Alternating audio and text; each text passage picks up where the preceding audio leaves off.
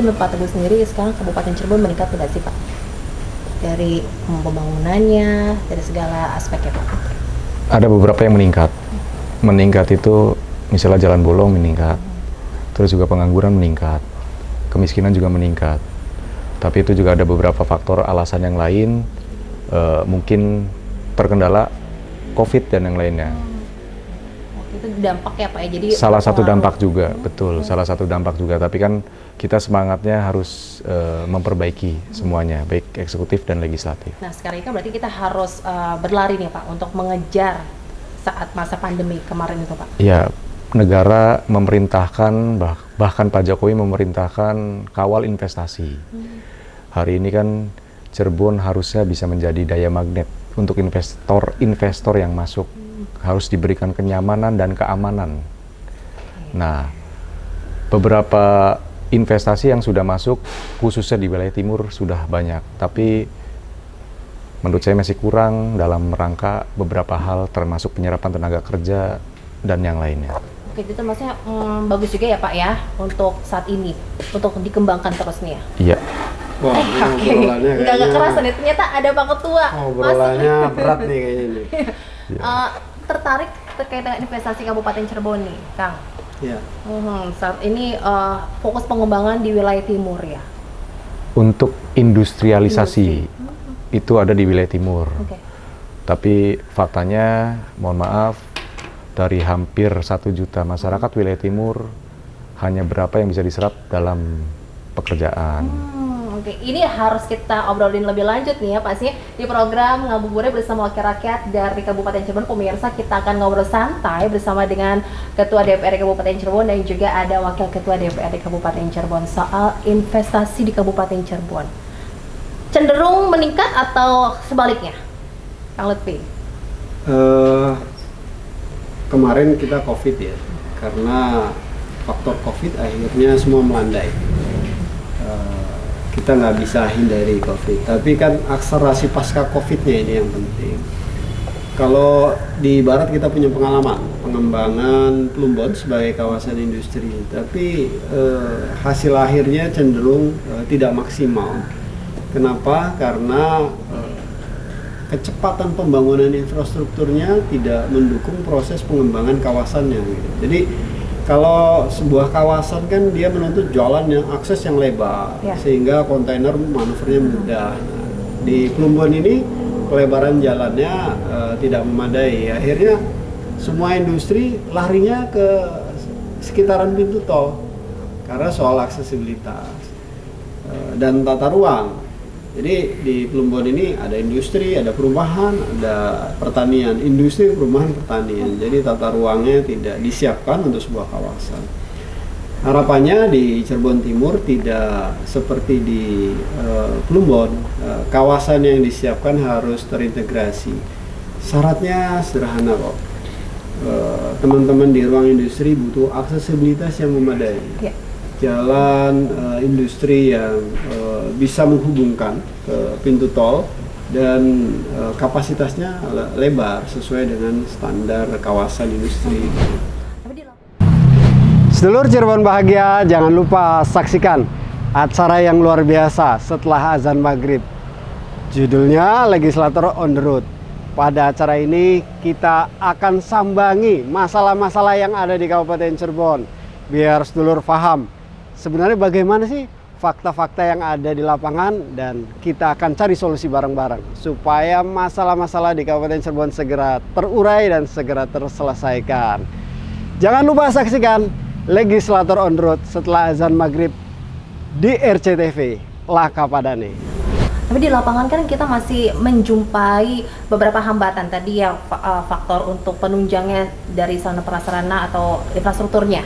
Ya itu pasti juga berpengaruh ke investor yang akan menanamkan modalnya ke kita nih. Iya, itu salah satu minusnya kita. Termasuk awalnya kan pasti ketidakpastian dalam keamanan dan kenyamanan lagi.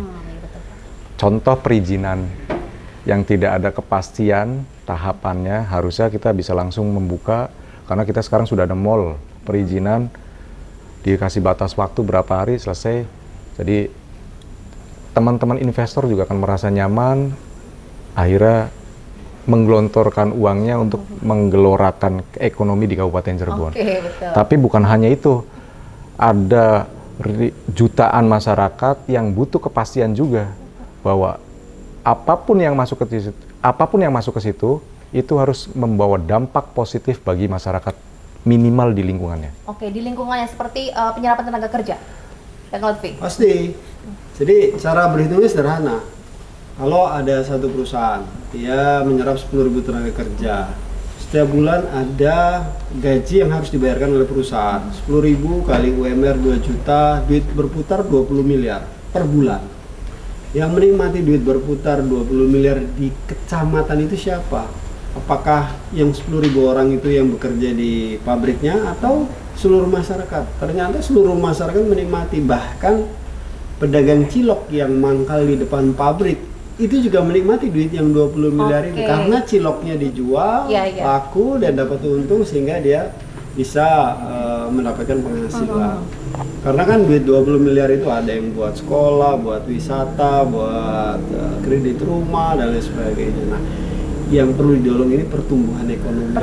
Jadi regulasi pemerintah bisa mendukung dan meyakinkan.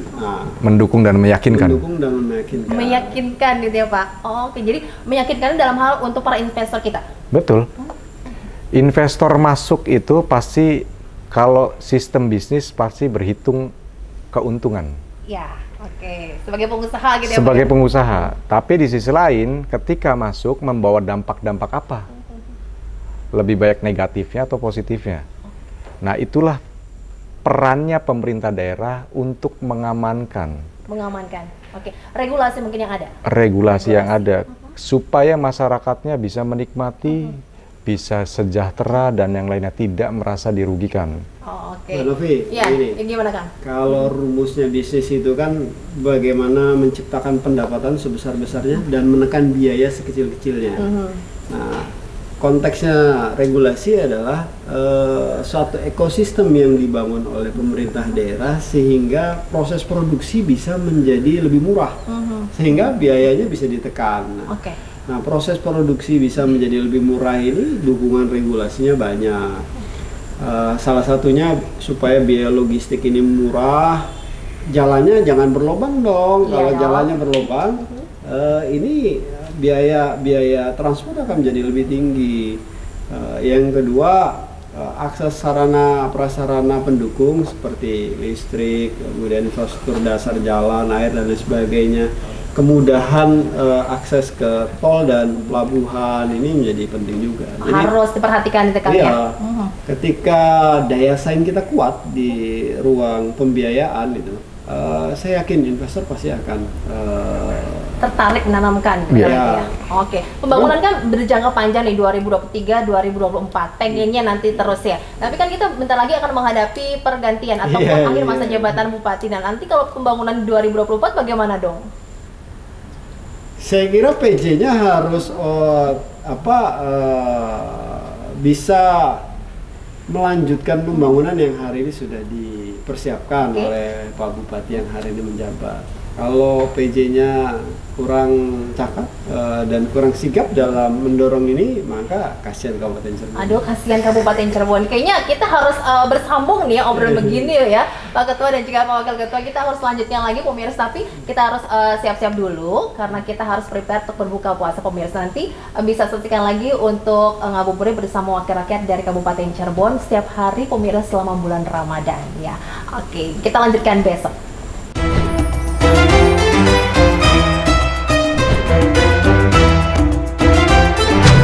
Sedulur Cirebon bahagia, jangan lupa saksikan acara yang luar biasa setelah azan maghrib. Judulnya Legislator on the Road. Pada acara ini kita akan sambangi masalah-masalah yang ada di Kabupaten Cirebon. Biar sedulur paham sebenarnya bagaimana sih fakta-fakta yang ada di lapangan, dan kita akan cari solusi bareng-bareng supaya masalah-masalah di Kabupaten Cirebon segera terurai dan segera terselesaikan. Jangan lupa saksikan Legislator on the Road setelah azan maghrib di RCTV Laka Padane.